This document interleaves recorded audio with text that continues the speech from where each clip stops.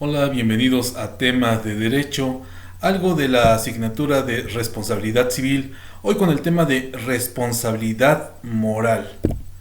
Un tema por demás interesante y empezaré diciendo el concepto de patrimonio moral.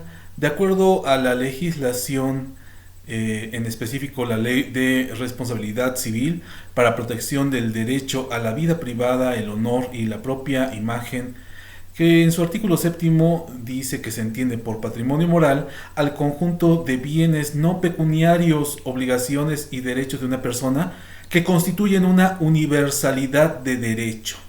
Se conforma por los derechos de personalidad. Ahora bien, el concepto de daño moral, lo encontramos previsto en el artículo 1916 del Código Civil para el Distrito Federal, nos dice que, bueno, y del cual, más que nada, para no decir todo el artículo, nos vamos a ir directamente a un análisis y conclusiones que puedo mencionar en este momento las siguientes observaciones derivadas de dicho artículo. Primero, por daño moral se entiende la afectación que una persona sufre en sus sentimientos, afectos, creencias, decoro, honor, reputación, vida privada, configuración y aspectos físicos, o bien en la consideración que de sí misma tienen los demás.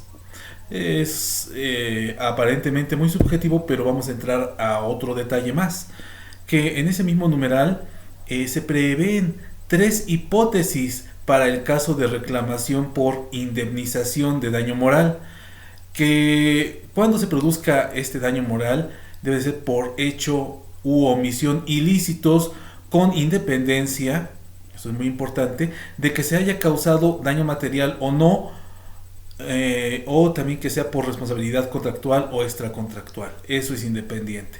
Debe de haber esa producción de daño moral por un hecho u omisión ilícitos. El segundo o la segunda hipótesis se refiere a que cuando la obligación de reparación del daño moral derive de la responsabilidad objetiva prevista en el artículo 1913 del Código Civil para el Distrito Federal. Y la tercera hipótesis nos dice que cuando los servidores públicos del Estado causen un daño moral a una persona por hechos u omisiones ilícitos cometidos en el ejercicio de sus funciones en términos de los artículos 1927 y 1928 del Código Sustantivo Civil.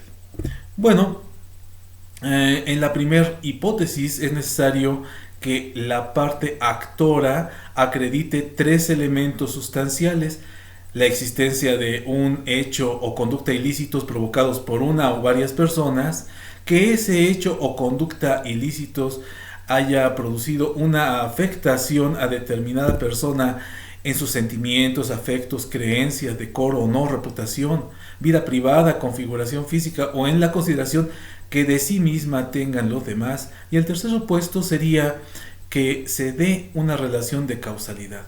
¿Entre qué? Entre el hecho o conducta ilícitos y la afectación indicada.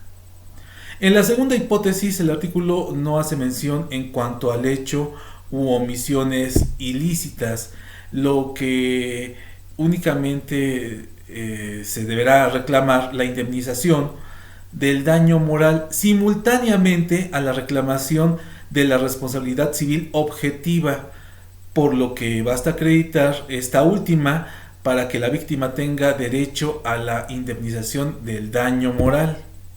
De manera que en este supuesto la ley no exige la demostración de la ilicitud del hecho u omisión que ocasionó el daño, aunque sí debe demostrarse que se transgredió cualquiera de los bienes jurídicos tutelados contenidos en el artículo 1916 del Código Civil para el Distrito Federal, y también se debe acreditar la relación de causalidad entre el hecho que dio lugar a la responsabilidad objetiva y el daño causado.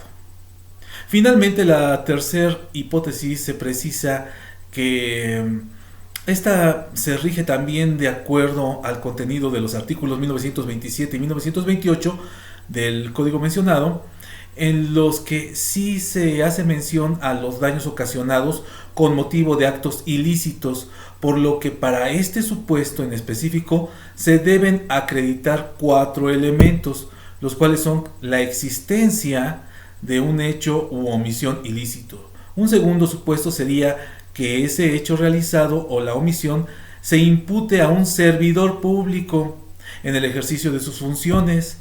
El tercero sería la afectación de la víctima en cualquiera de sus bienes tutelados, contenidos en el artículo 1916 del código mencionado, y la existencia de una relación de causa-efecto entre el hecho u omisión ilícitos y el daño causado.